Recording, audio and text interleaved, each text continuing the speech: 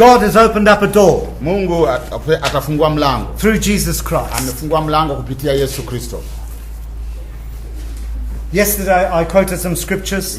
Jana nilinukuu baadhi ya misitari. Where the angel said to Joseph. Mahali ambapo malaika alisema kwa Yusufu. And you will call his name Jesus. Alisema utamuita jina lake Yesu. Because kwa sababu he shall save his people from their sins. Ndiye atakayeokoa watu wake kutokana na dhambi. Is Jesus saving you from your sins? Yesu Kristo anakuhudumia wewe kutokana na dhambi zako. Day by day. Siku kwa siku. Is he your salvation? Yeye ndio wokovu wako. Is he saving you? Yeye ndiye anakuhudumia. When temptations come. Majaribu yanapokujia. He died. Alikufa to save us from our sins. Ili kutuokoa sisi kutokana na dhambi. Behold the Lamb of God. Tazama mwana kondoo wa Mungu.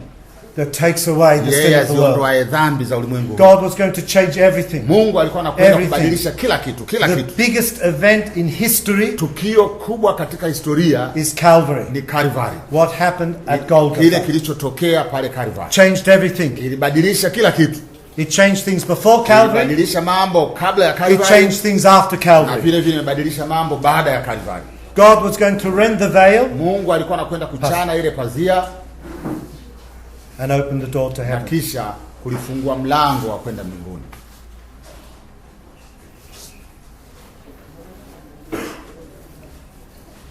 Matthew chapter 3. Kitabu cha Mathayo sura ya 3. The point is this.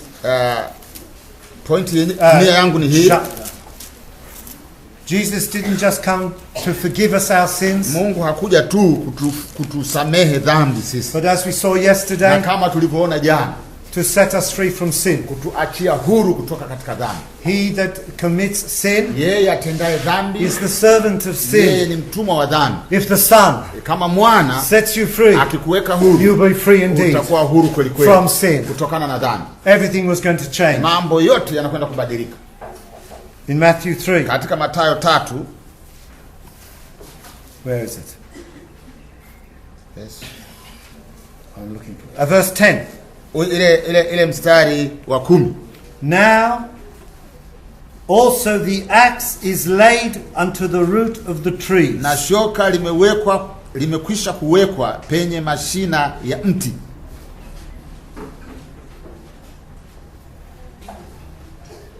That was the message of John. Hiyo ndio ilikuwa ujumbe wa Yohana Mbatizaji. Jesus is coming. Sasa Yesu anakuja. God is not just going to take off the little branches around the tree. Mungu haendi tu kuondoa matawi madogo madogo ya mti ule. You see the trees outside? Unaona miti ilivyo nje hapa.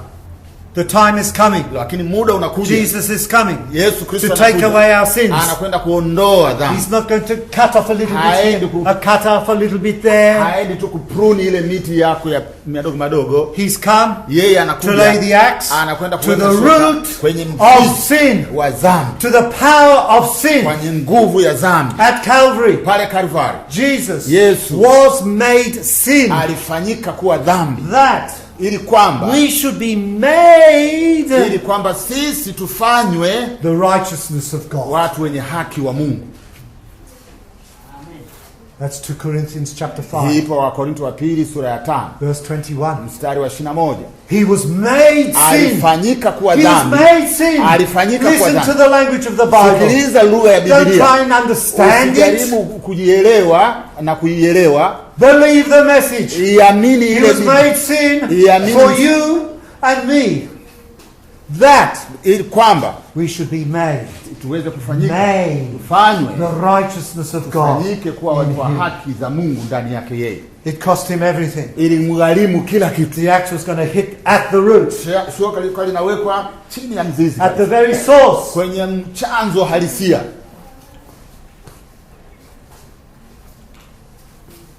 Now is the judgment of this world, Jesus says. Sasa hukumu ya ulimwengu huu imekuja, Yesu anasema. For the prince of this world is cast out. Kwa sababu yule mkuu wa dunia hii ametolewa nje.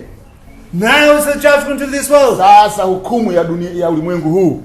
I'm going to defeat Satan and his power at Calvary. Nakwenda kumshinda shetani pamoja na nguvu zake. Now we could spend 1 hour talking about. Kwa hiyo tunaweza kutumia hata saa moja kuongea juu ya jambo. But in Hebrews 2, lakini katika Ibrania unaweza kusoma that Jesus destroyed Kwamba the uwezo of the devil. Yesu aliangamiza ule uwezo wa shetani.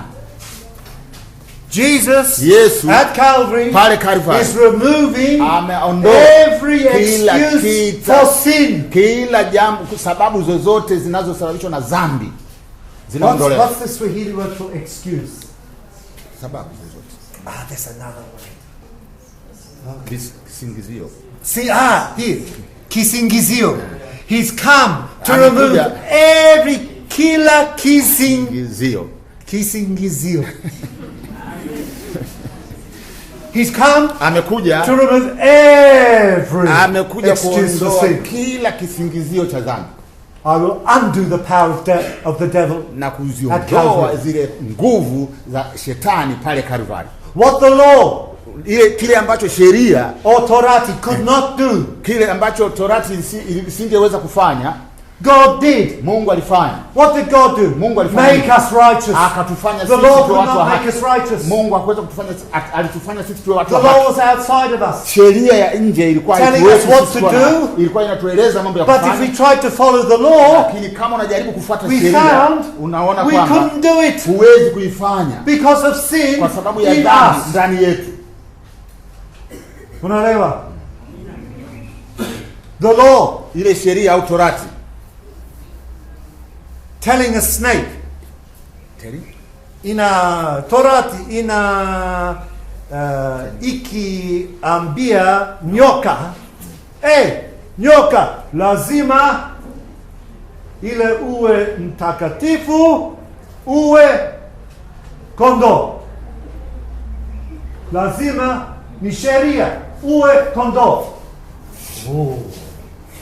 Okay, nitajaribu kufuata sheria ya Bwana.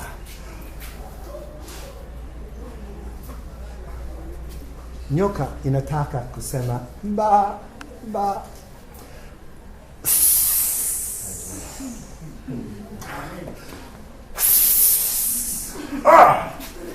Nashindwa. Nitajaribu tena.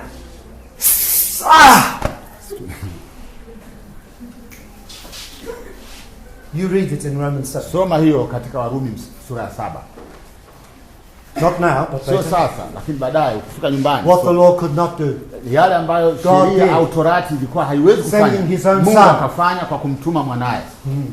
Do you like to be compared to a snake? Je, wewe unapenda kufananishwa na nyoka? Hapana, no. As Moses lifted Kama up the kama snake, Musa alivyoinua ile nyoka, so I vile vile na mimi shall be lifted up. nitainuliwa. Jesus identifying with us, Yesu anajitambulisha mwenyewe na sisi. who are under the power of Satan. Sisi ambao tulikuwa katika nguvu za shetani. Our hearts Mioyo yetu full of every evil thing. imejaa maovu yote. No power to stop us. Hakuna nguvu inatuwezesha kuacha kufanya uovu. Jesus Yesu identified himself anajitambulisha with a yeye mwenyewe snake. na Compared himself with a snake anajifananisha na nyoka because of you and me. kwa sababu ya wewe tu na mimi. That's how bad we were. Hivyo ndivyo tulivyo wabaya wakati ule.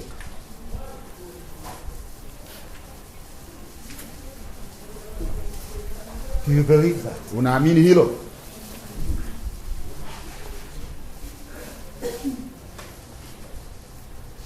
If you know anything about true repentance, Kama unajua chochote kuhusu wokovu, toba ya kweli, if you have received the Holy na Spirit kama umempokea Roho Mtakatifu and you walk by the grace of na God, unatembea kwa neema ya Mungu, you have no problem understanding. basi hupati tabu katika kuelewa hili. I was like a snake. Mimi nilikuwa kama nyoka.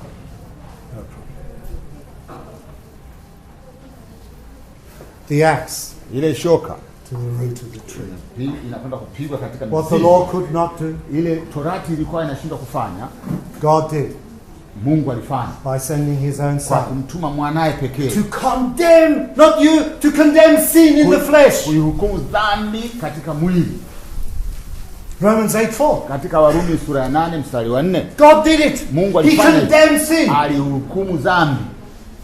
He undid the power of Satan at Calvary. akaondoa nguvu ya shetani pale He Kalvari, condemned sin. akazihukumu dhambi, He took our sin, akazichukua dhambi became zetu sin, na kuzichukua overcame sin, na akazishinda zile so dhambi, that ili kwamba in Romans 8, katika Warumi 8 the ili righteousness kwamba wenye haki which is required by the ambao law wanatakiwa na kisheria should be fulfilled in waweze us. kutimilizwa ndani yetu. That's what the Bible teaches. Hicho ndivyo Biblia inachofundisha. Bwana safiwe. What a gospel. Hiyo ni injili ya namna gani hiyo? Jesus is the way Yesu ndio to njia salvation. kutuelekea kwenye wokovu.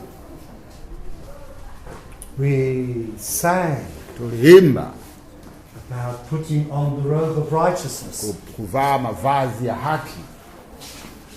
It mentions this in Revelation. Inatajwa hiyo katika Ufunuo. We have already seen Tumeimba tayari that Romans 8 teaches us kwamba Warumi 8 inatufundisha sisi that the righteousness which the law kwamba wanted ile haki ambayo Torati ilikuwa inataka we could not fulfill it haikuweza kutimilizwa, hatukuweza because of our hali, kwa because of sababu our ya, tabia. kwa sababu ya hali yetu au tabia yetu.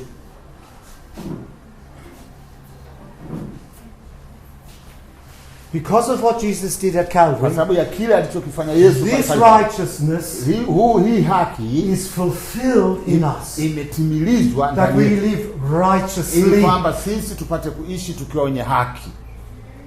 Bwana asifiwe.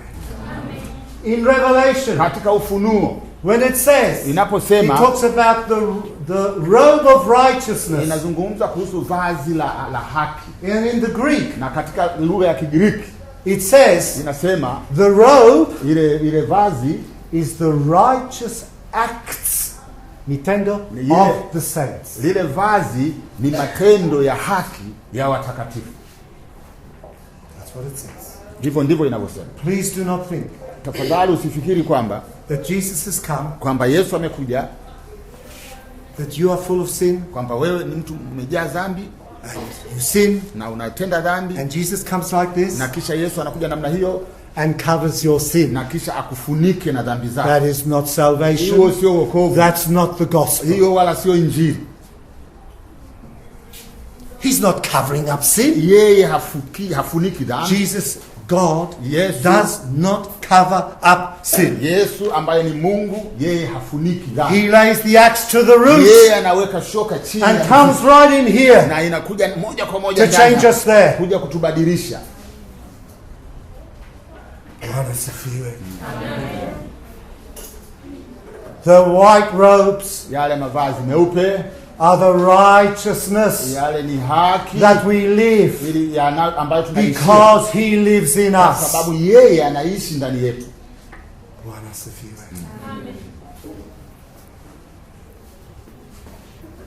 He doesn't cover up sin. Yeye hafuniki dhambi. He has removed every Yeye ameondoa kila kitu excuse na Kisingizio. visingizio vyote ameshaondoa. of sabato. The devil, Shetani, I have heard people say, nimewahi kusikia watu wanasema, Christians, tena ni Wakristo, this was here, a village near here. He was, ni kijiji tu cha jirani. I think he was an mzee. Yeye huyu mtu alikuwa ni mzee wa kanisa. He sinned. Yeye akatenda dhambi. He said, it was the devil. Halafu baadaye akasema, alikuwa ni shetani. It was not the devil. Huyo sio shetani. It was not the devil. Sio shetani. It was his choice. Yeye ni to uchaguzi sin. wake yeye mwenyewe kufanya dhambi. It's religion. Hiyo ni dini. Ulikuwa shetani. It was not the devil. Alikuwa sio You shetani. can't blame the devil. Huwezi kumlaumu If shetani. you are living in this salvation, Kama unaishi katika wokovu huu, you cannot blame the devil huwezi for kumlaumu anything in shetani your kwa life, jambo lolote katika maisha for yako, any sin. kwa jambo la dhambi yoyote. Sio ndio jamani? Au huna uhakika?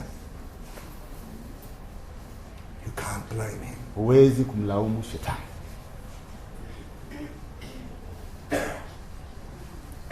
As Moses Kama lifted vile up the kama vile snake, Musa so alivyoinua I shall be nyoka, lifted up. vile vile na mimi napaswa kuinuliwa. So if an mshirika A person in the church stands up, Kwa hiyo kama mshirika kanisani anasimama, says, please forgive me. anasema jamani, samahani, mnisamehe, I sinned. mimi mwenzenu nilifanya But dhambi, I'm just human. lakini mimi ni mwanadamu. It's not because they're human. Hii sio kwa sababu yeye ni binadamu, Because they chose to kwa sin. sababu ila kwa sababu yeye alichagua kufanya dhambi. Basi. There's no excuse. Hakuna kisingizio. There's no excuse. Hakuna There's kisingizio. no excuse. Hakuna kisingizio. If I sin, Kama mimi nitafanya dhambi, I know it's because of me. ninajua ni kwa sababu yangu mimi mwenyewe. I haven't, either I haven't gone to the Lord, Labda au pengine kwa sababu sijaenda kwa Mungu, or I haven't believed the Lord, au pengine sijamwamini Mungu, or I haven't been patient in au pengine temptation. sijawa mvumilivu wakati wa majaribu. It is me. Ni mimi mwenyewe, ni mimi, Me. ni mimi, Me. ni mimi. That's the only way Hiyo ndio I njia make pekee progress ambayo in the Christian life. inanifanya niendelee katika mambo ya People say, it was Satan. watu wanasema kwamba alikuwa ni shetani, It's because I'm human. au pengine kwa sababu mimi ni mwanadamu tu. They are not serious about Hawako salvation. kikamilifu katika mambo ya wokovu. Kikamilifu. They're not serious. Hawapo makini. Makini Hawako hawako. makini katika mambo ya wokovu. The axe, Ile The shoka root. liko pale kwenye mizizi. what about my flesh? Sasa- The devil, me, Sasa, the flesh. kuhusu mwili wangu namna gani? Shetani, mwili We wangu. know. Paul says we know. Tunajua, Paulo anasema We know. tunajua We know that tunajua our old man kwamba ule mwili wetu wa kale is crucified. umesurubiwa na He Yesu. is crucified. Yesu ameusurubisha. Therefore, Kwa hiyo basi, reckon yourself. hebu jifanye upya mwenyewe, jitambue mwenyewe. No. Therefore, reckon yourselves dead to sin. Jihesabu mwenyewe kwamba umekufa katika dhambi. That's Romans 6, isn't it? Hiyo iko katika Reckon Rumi. yourself dead unto sin. Ujitambue mwenyewe kwamba umekufa katika dhambi. And when you are tempted, Na unapokuwa unajaribiwa, later in Romans 6, baadaye katika Warumi 6 he says, anasema mortify, mortify. to put to death, Hebu jifanye mwenyewe umekufa the deeds of the body. katika mwili wako. Si ndio jamani? That's what he says. Hivyo ndivyo anavyosema, Because of what he's done. kwa sababu ya kila alichokifanya. Lango ndiye Yesu Bwana, wote Ingie kwake. wake. Ingie kwake. Into salvation. Katika wokovu. There's no temptation. Sio kwa There's no temptation which has Hakuna- happened to you. Wait a minute. You know the verse. There's no temptation which has taken you which is not common to man. But God will provide a way. Hakuna jaribu ambalo limempata mwanadamu ambalo ni la kawaida, lakini Mungu atatoa mlango katika lile jaribu. Is this true or not true? Je, jambo hili ni kweli? Wait. Before you answer. Kabla hujajibu. Answer in your heart. Yep. Is this true or not true? In your heart answer. Have you got access to the internet? Jibu katika moyo wako. Je, unafanya mambo ya internet? You don't look at one unclean image. Hautazami hata eneo moja ambalo Pornography. sio safi, kama Mambo machafu. kama zile picha za ngono. Not one. Hakuna hata moja unaangalia, You don't look at that. wala huangalii. Ever. Hakuna hata mara moja. You'll be lost if you do. Basi kama unafanya vile, ndugu yangu, umepotea. Even on Facebook they have. Hata kwenye Facebook huwa inakuwepo. You play with that, Unacheza na ile, you play with fire. basi unacheza na moto. Once you start, Pale tu unapoanza, there's no finish. hakuna mwisho tena. The devil's got you. Shetani amekudaka tayari. And be sure, Na uwe na the uhakika, devil wants you shetani anakutafuta wewe. as young as possible. As young. As young as possible. He wants to get you at as young an age as possible. Anakutaka kukamata wewe katika umri wako huu wa udogo. It's like a drug, Kama vile madawa ya kulevya. pornography. yale ngono zile, nani, picha za ngono. People then, once people watch it, Mara tu mtu anapoangalia they ile can't stop. hawezi kuacha. And then people need deliverance. Na hivyo mtu atataka ukombozi. If you want to destroy your life, Na kama unataka kuangamiza maisha yako, that's one quick way. hiyo ni njia mojawapo ya haraka ya kuangamia maisha yako.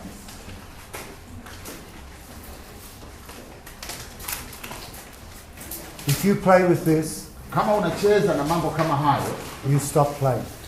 you Stop playing. acha kucheza na mambo kama hayo. If you have been watching it, Kama umekuwa ukiangalia hiyo, you need to repent. unahitaji kutubu Seriously. kwa Makini? makini kabisa.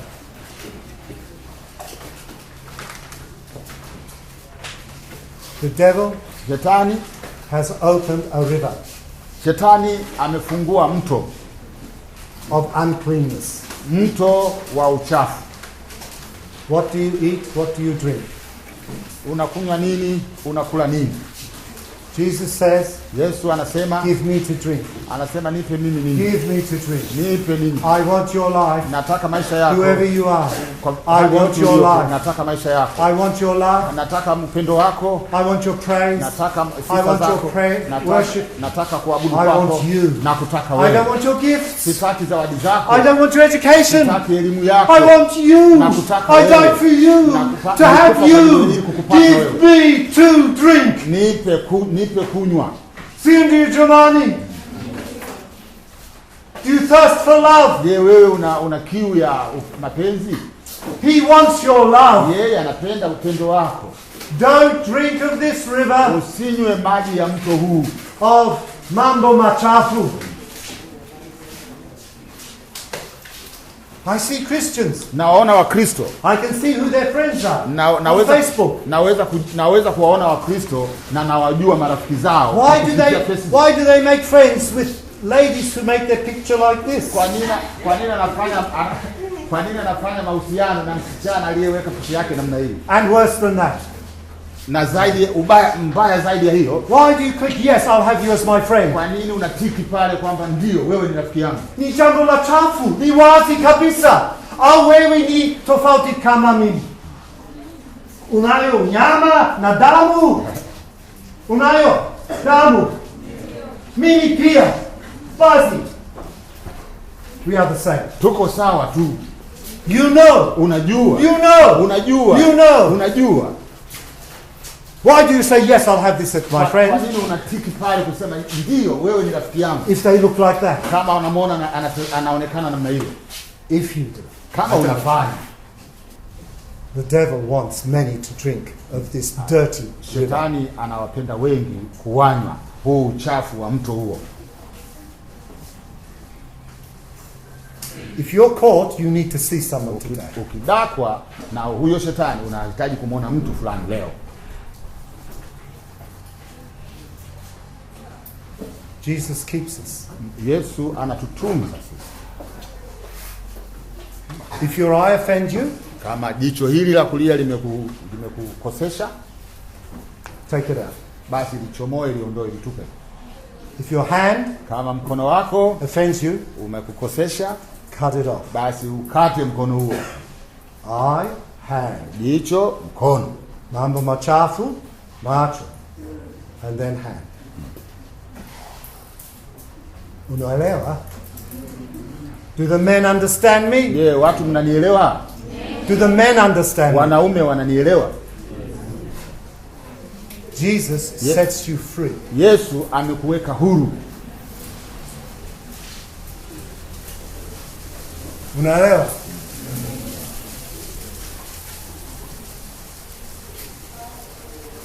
Wanasifiwe. The axe to the root. Lile shoka limewekwa chini ya mzizi wa mti. Let's make it very clear. Hebu tuweke wazi hapa.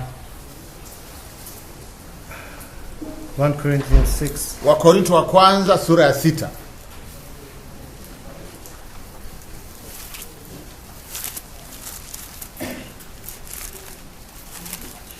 They were going to court with each other at the Corinthian church. Walikuwa wanapelekana mahakamani wenyewe kwa wenyewe wale wa Kristo wa kule Korinto. Now, 1 Corinthians. 1 Corinthians chapter 6. Okay. Walikuwa wanapelekana wenyewe kwa wenyewe mahakamani hao wa Kristo wa zamani wa huko Korinto. These are wonderful truths. Sasa huu ni ukweli wa ajabu sana.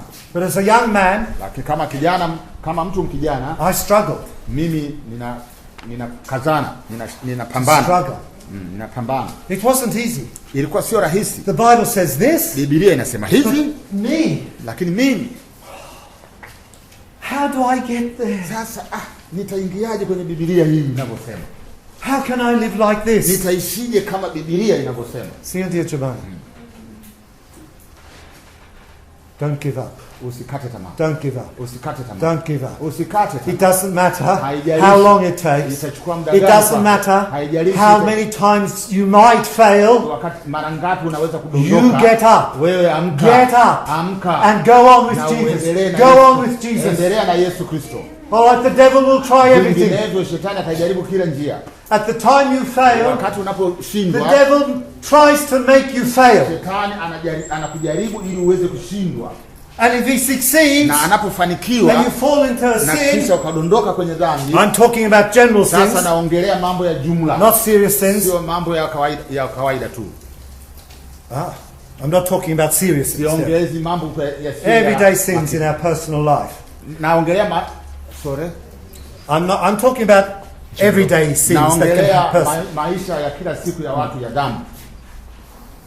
Watu wa dhambi. Ya maisha ya dhambi. Everyday sins. No. There are sins there are temptations that are common to us. Kuna majaribu ambayo ni ya kawaida kwetu sisi. So I'm not talking about uasharati and uzinzi. Hiyo siongelei kuhusu hiyo. Siongelei. But first the devil tries to deceive you. Kwanza shetani anajaribu kukudanganya wewe. That you can't overcome. Akujulisha kwamba huwezi kushinda. Or he makes the fruit. Au anatengeneza tunda linaonekana nzuri tamu sana. Sio ndio? He makes it look so sweet. Anakufanya uwe tamu sana. Tamu sana. First, kwanza he tries to draw you anajaribu kukuvuta uende kwenye dhambi. As soon as he succeeds, mara tu anapofanikiwa, he jumps on the other side, anarukia upande wa pili. And now he says, na sasa anasema, unaona hufai. Anakuambia unaona hufai. You're no good. Wewe sio mzuri. You're no good. Wewe sio mzuri. You failed again. Umeshindwa tena. You will not get anywhere with God.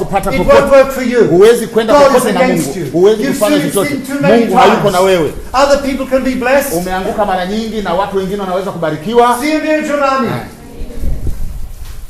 That's the work of Satan. Hiyo ni kazi ya shetani. To keep you there. Anakuwekeza pale. Not believing God. Usiamini Mungu. I've sinned again. Unajisikia nimefanya dhambi tena, nimeanguka tena. This is not the Holy Spirit speaking. Hiyo sio Roho Mtakatifu anaongea na wewe. This is unbelief. Hii ni kutokuamini. Unakuja kutoka kwa shetani. What can I say? Sasa niseme you're going to a goal. Unaenda kwenye malengo, which is Jesus, ambaye ni Yesu and his glory, na utukufu wake. If you fall, kama utaanguka, don't stay there. Usibakie pale. Is that right? Yes. The devil will keep you here. Shetani anakuwekeza saying ole wangu all your life. Ole wangu kwa maisha yako yote. Sio ndio jamani? Or maybe you're different to me. Mmenisikia nadhani. Get up. Simama baadaye. Get up. Nyanyuka. Go to Jesus. Nenda kwa Yesu. Go to him. Nenda kwa. Lord, I look to you. Unamwambia call on his name. Wewe. Read his word. Believe his word. Go on. And keep going. Endelea na uendelee. If something happens, get up. Fulani kinatokea, nyanyuka. Get up. And go on. Na uendelee. Children, watoto, young men, wa vijana, fathers, na wababa. Overcome sin. Wanashinda dhambi. If you look at mambo machafu, you have no spiritual life. Kama unaangalia mambo machafu, basi wewe maisha yako ya kiroho hayako. Now he says in 1 Corinthians 6:9. Inasema hapa katika Korinto wa kwanza sura ya 6 mstari wa 9. Now I touched on it yesterday. Niligusa eneo hili jana. Today we're talking about the kingdom of God. Leo tunaongea kuhusu ufalme wa Mungu that Jesus preached, ambao Yesu alihubiri and has brought in na umeuleta spiritually kwa kiroho in our lives. Katika maisha yetu. One day siku moja Jesus will come, Yesu atakuja, the earth will be judged, na ulimwengu and he utahukumiwa, will rule na atatawala visibly, kwa kuonekana kabisa. And the Bible also calls that the kingdom of God. Na Biblia pia inasema hilo kuwa ni ufalme wa Mungu. See ndio. So there's what is important to us sasa is now. Kitu muhimu kwetu sisi ni sasa. That we are in the kingdom of God now. Tuko katika ufalme wa Mungu sasa. He says, anasema, know you not. Katika ule mstari wa 9. Know you not. Anasema katika ule mstari wa 9 kwamba au hamjui ya kuwa that the unrighteous shall not inherit the kingdom of God. Wadhalimu hawataurithi ufalme wa Mungu. He's talking to Christians. Anaongea hapa na Wakristo. They were going to court with one another. Kwa sababu wao walikuwa wanapelekana mahakamani wao kwa wao. You owe me money. Anasema mimi nakudai pesa bwana. I don't owe you any money. Na yule anasema mimi unidai bwana. Two Christians. Wakristo wawili. I'm taking you to court. Anasema basi kama utaki na kupeleka mahakamani. Paul says, what are you doing? Paulo sasa anashangaa. What are you doing? Mnafanyaje jamani? You suffer wrong. You suffer? Why don't you suffer wrongdoing to yourself? Kwa nini mnateseka na mambo ya ovu? Pokee mambo yasio haki. Pokee. If Christ is living in you, kama Yesu Kristo anaishi ndani yako, let people say wrong things about you. Waseme mambo mabaya. Let them do wrong things. Waache waseme mabaya. That's Jesus. Huyo ni Yesu.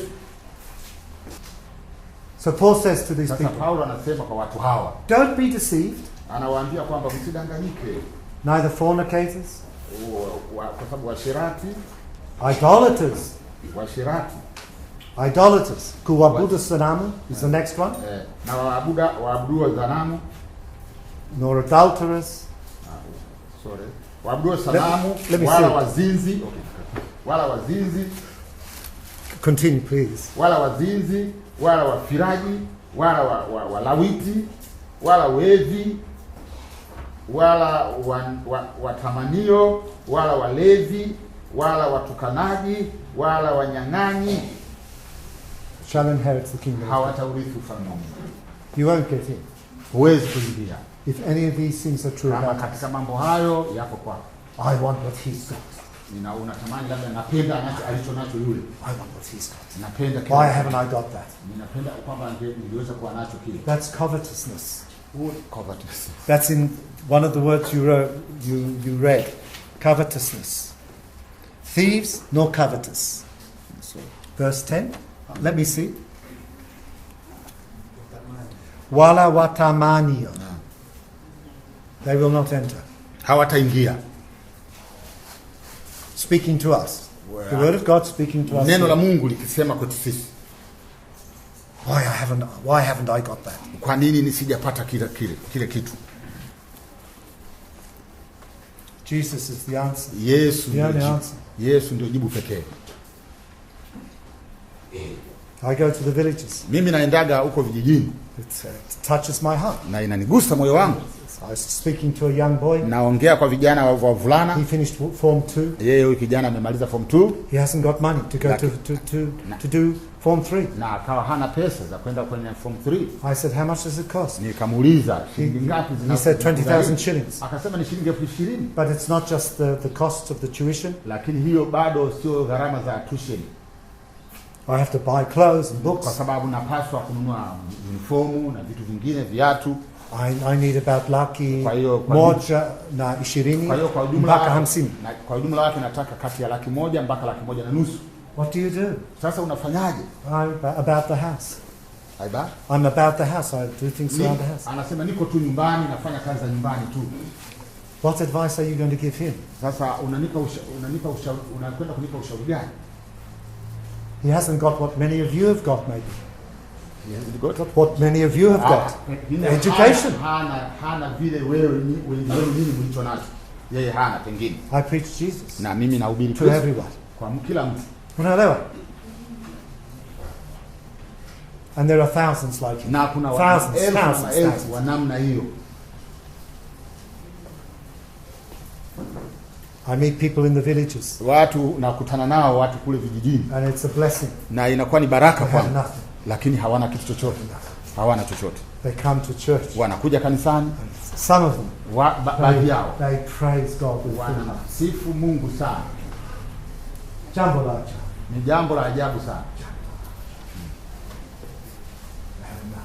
Hawana kitu chochote. Unatosha wewe.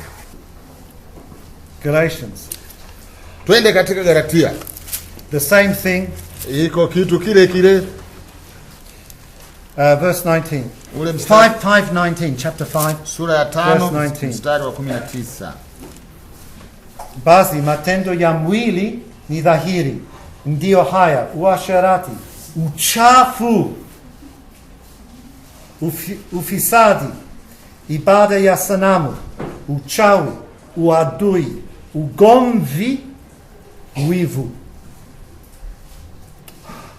It is very difficult to help the work of God. Ni vigumu sana kusaidia kazi ya Mungu huko Afrika. It is extremely difficult. Kwa kweli ni vigumu mno. For most people who come here. Kwa watu wengi sana wanaokuja hapa. If you help in one place, kwa sababu ukisaidia eneo moja, people in the other place, watu wengine katika eneo lingine, why don't you help us?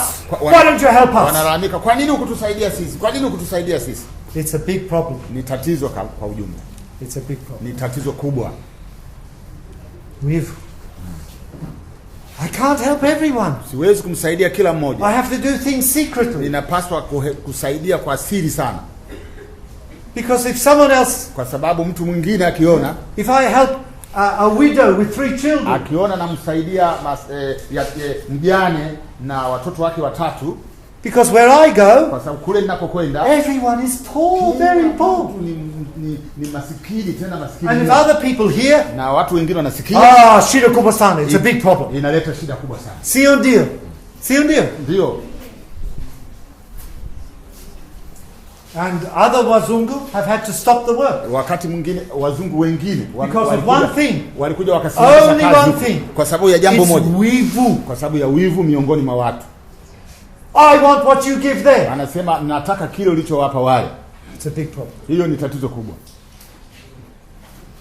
Wivu, hasira, fitina, faraka, uzushi, husuda, ulevi, ulafi na mambo yanayofanana na hayo. Katika hayo nawaambia mapema, kama nilivyokwisha kuambia, ya kwamba watu watendao mambo ya jinsi hiyo hawataurithi ufalme wa Mungu. You drink alcohol, get drunk. Ukinywa pombe ukalewa. You go into the world, dance with this music. Unaingia kwenye madisco na kupiga muziki. Kuchochea tamaa za mwili. You're playing with fire. Basi hapo unacheza na moto. Some people can sing beautifully in the choir. Watu wengine wanaweza kuimba vizuri sana kwenye choir. But if any of this is your life, lakini kama katika haya tuliyoyataka ni sehemu ya maisha yako, you shall not inherit. Hakika utaingia katika ufalme wa mbinguni. I have come to lay the axe to the root. Nimekuja kuliweka shoka chini ya mti. Time is going. Muda umeenda.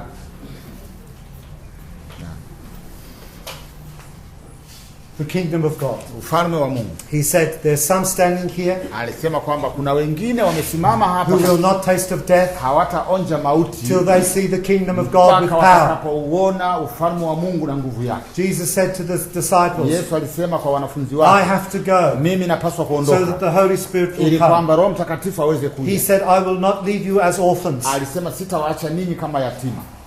I will come to you. Nitakuja kwenu. In that day, katika siku ile, I won't leave you as orphans. Hausiwezi kuacha yatima. You are going to become my son. Mtakwenda kuwa watoto wangu. A son of God. Watoto wa Mungu. I'm going to come to you. Na mimi nitakwenda in that day, siku ile, you will know. Utajua. I am in you and you in me.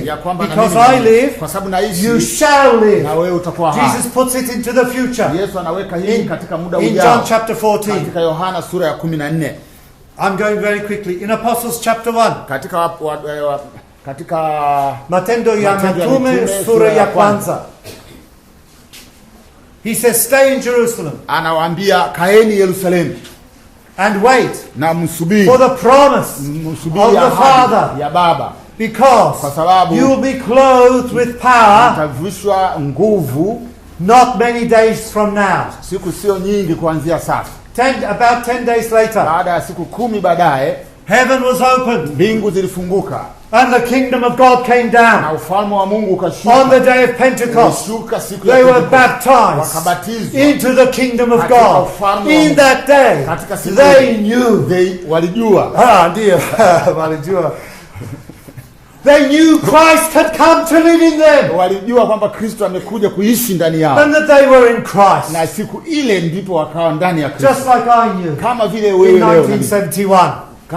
Katika mwaka wa 1971 You must be born again. unapaswa You kuwa must be born again. unapaswa kuzaliwa You tena. cannot see the kingdom of God. Huwezi kuona You ufalme cannot wa Mungu. enter the kingdom of God Huwezi kuona ufalme wa Mungu except you're born from pale above. umezaliwa kutoka juu. When the Greek says to be born again, Pale Wayahudi wanaposema kuzaliwa mara ya again pili, has two interpretations in the pale Greek. maana yake kuna sehemu mbili za tafsiri. It means again, Ina maana and tena, it means from above.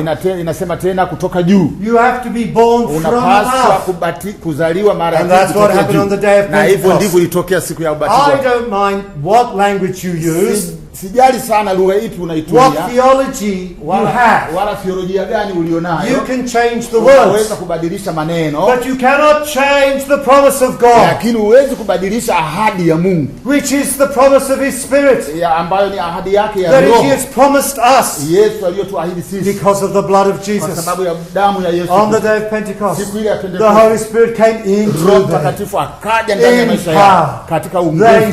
saw Waliona God's kingdom Mungu come ufalme with wake power. ukija na nguvu. Silver and gold have I none. Dhahabu na fedha sina. Can this popular man in Nigeria, Je, mtu huyu wa muhimu maarufu sana huko Nigeria can he say that? anaweza kusema maneno haya? Silver and gold have I none. Dhahabu na fedha sina mimi. Hawezi. The apostles Hao mitume collected money walikusanya pesa for the poor. kwa ajili ya watu They maskini. brought money, they sold houses, Walileta pesa, wakauza nyumba brought zao, it to the feet of the apostles, kisha wakaleta chini ya miguu See, ya mitume. and they gave it to the poor Na wale Christians. mitume wakawapa watu To the maskini. poor Christians, not to the wachungaji. Certainly not to the apostles. Hawakuwapa wachungaji, waliwahudumia masikini. Because Peter said, Kwa sababu Petro alisema, silver and gold have I none. pesa na dhahabu sina mimi. What a sifiwe. What a message. Ujumbe wa namna gani? What a message. Ujumbe Silver and gold have I kwamba none. dhahabu na fedha sina. What was I saying? Where are we? Aha, day of Pentecost. The day of Pentecost. Siku ya Pentecost. Siku ya Pentecost. What a sifiwe. He's come to make everything new. Amekuja kuyafanya mambo yote yawe mapya. If any man be in Kama Christ, mtu yeyote akiwa ndani he ya is a Yesu, new yeye ni creation. kiumbe kipya. All things have passed away. Mambo yote yamepita. All things are made new. Yote yamefanyika kuwa mapya. It doesn't matter what I experience. Haijalishi I unachokipitia. come back here. I come back here. Nitafika I tena. remind God about His word. Nitamkumbusha Mungu kuhusiana na kazi zake. Wherever. You are defined by what God has done for Wewe you. unatambuliwa kulingana na Mungu alichokifanya kwako wewe. His word defines Maneno yake who we are. yanakutambulisha Not the wewe devil. ulivyo. Sio shetani Not me. wala sio mimi. Bwana sifiwe. In Colossians Katika Kolosai chapter 1, sura ile ya kwanza he says, anasema we have been translated into the kingdom of God. tumehamishwa kutoka giza kuingia katika ufalme wa mbinguni. Sio ndio? We by the power of God have been Kwa kuhamishwa nguvu za Mungu tumehamishiwa kuingia katika ufalme wa kingdom Mungu, of His Son. katika ufalme wa mwana wake. Ephesians chapter 2. Katika Efeso sura ya 2. But God, Lakini Mungu who is rich in mercy, yeye ambaye ni mwenye huruma nyingi na ni tajiri, we were crucified with Christ. tulikuwa sisi tumesulubiwa pamoja na Kristo. We were raised with Christ. Tumeinuliwa na Yesu Kristo. See you, Ephesians? And we are seated. Na kisha tumeketishwa pamoja na Kristo. See you, Ephesians chapter 2. Efeso sura 2. Something has happened in the Spirit. Fulani kimetokea katika Where roho. Jesus identified with us to become sin. Anatambulisha na sisi awe That dhambi. we should be made the righteousness of God. Sisi tuweze kufanyika kuwa watu wa haki wa Mungu. And in spirit, Na katika roho we are raised up into the heavenly places. Tunainuliwa kufikia katika maeneo ya mbinguni. See you, Ephesians chapter 1 verse 3. Sura ya kwanza mstari wa 3. God has blessed us Mungu ametubariki with all spiritual blessings mambo yote ya kiroho in Christ, katika Kristo, in the heavenlies. katika mambo ya mbinguni. Don't live by these eyes. Usiishi kwa kuangalia mambo ya macho. Live by the things that are not seen, Paul says. Uishi katika mambo ambayo Bwana asifiwe. Paulo anasema. I want to speak for 7 days non-stop. Ninapenda sana niongee hata kwa siku 7 bila to explain all these things. Ili kusimulia mambo haya yote. Peter says, I'm trying to finish. Sasa najaribu kumaliza. Petro anasema in 2 Peter 1:3. Petro wa pili sura ile ya 3. In the Acts of the Apostles, katika matendo ya mitume, they preached the kingdom of God. Walihubiri ufalme wa Mungu. They didn't preach hawakuhubiri wao that the kingdom of God is near. Hawakuhubiri kwamba ufalme wa Mungu umekaribia. They preached the kingdom of God. Wao walihubiri ufalme because the Holy Spirit had been outpoured. Kwa sababu Roho Mtakatifu amekuwa ameshamwagwa. Amen. Believe. Amini. Be baptized. Be baptized. Ubatizwe. And you will receive na utakwenda kupokea kipawa cha Roho Mtakatifu. Let's see if this is right. Kwa kuwa uweza wake wa uungu umetukirimia vitu vyote vipasavyo uzima na utawa, kwa kumjua yeye alituita kwa utukufu wake na wema wake mwenyewe. Tena kwa hayo ametukirimia ahadi kubwa mno za thamani, ili kwamba kwa hizo mpate kuwa washirika wa tabia ya uungu. This is the gospel. Hiyo ndio Injili. His promises. Ahadi zake. Bring us in. Tuleta sisi to the nature. Tuleta sisi katika tabia of God. Ya Mungu. That's the gospel. Hiyo ndio Injili. What are they preaching in the church? Sasa kanisani wanahubiri nini? If you have a church, kama unalo kanisa with 50 members, na washirika kama 50, where the mchungaji serves the church, ambapo mchungaji analihudumia kanisa hilo, but they only have vyombo vya asili, na wakawa na vyombo tu vya asili, ngoma zile. There's another church, na bado kuna kanisa lingine pembeni, with 200, liko na washirika karibu 200, and they have vyombo vya vyombo vya umeme, magitaa. Don't say anything. Usiseme chochote. Answer in your heart. Wewe jibu kwenye moyo wako tu. If you come to this town, unapokuja katika mji huo, will you go to both churches? Unaweza kwenda kwenye makanisa haya yote mawili kwa to see who preaches the word of God. Kwenda kuangalia ni nani anahubiri neno la Mungu. Or will you immediately go to the church with the vyombo? Au mara moja utaenda katika kanisa lenye mavyombo mengi vya umeme. You answer in your heart. Hiyo jibu mwenyewe moyoni mwako. And the answer, maybe for some of you, na pengine kati yenu, shows us the reason. Jibu linaweza kuonyesha kwamba the work of God is suffering. Kazi ya Mungu inateseka. You make your choice. Chagua, fanya uchaguzi wako. The word of God, neno la Mungu, is being replaced. Inakuwa inabadilishwa with entertainment. Inabadilishwa na nini hizi? Tamasha. Inabadilishwa na matamasha. It's a great gospel. Hiyo ni injili kuu. Yes, I'm trying. Ninajaribu.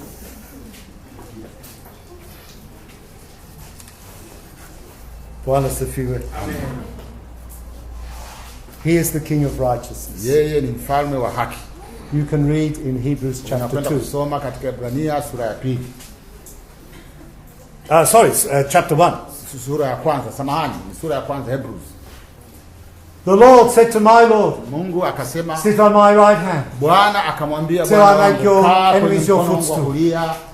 The scepter of your kingdom is a scepter of righteousness. Verse 8. Mstari wa 8 unasema, lakini kwa habari za mwana asema, kiti chako cha enzi Mungu ni cha milele na milele, Na fimbo ya ufalme wako, the scepter of your kingdom na fimbo ya ufalme wako is a scepter of ni righteousness. fimbo ya haki. He is the king Yeye ni mfalme of righteousness. wa haki. And in Romans 5, Na katika Warumi sura ya 5 it says, inasema as death reigned kama vile mauti inavyotawala through sin, kupitia dhambi, so grace now vile reigns vile neema sasa through righteousness. inatawala kupitia haki. We have been brought into a kingdom Tumeingizwa katika ufalme wa Mungu, where there is a king, mahali ambapo and mfalme he is the yupo, king of na yeye ni righteousness. mfalme wa haki. Bwana asifiwe. Amen. He has brought us to where he is, Ametuleta mahali ambapo yeye yuko, that we should be ili kwamba na sisi tuwe as he is kama jinsi yeye alivyo in this world. katika ulimwengu. Ninamjua aliye mwamba, aliyeniokoa ni Bwana Yesu. Ninamjua aliye mwamba, aliyeniokoa ni Bwana Yesu. Tusimame tuimbe. Ninamjua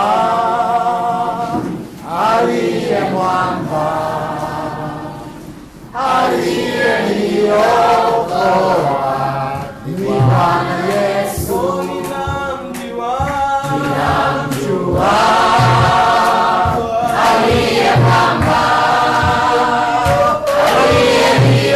aliyeniokoa ni Bwana Yesu. Ninamjua aliye mwamba, aliyeniokoa ni Bwana Yesu. Amen, amen. Amina.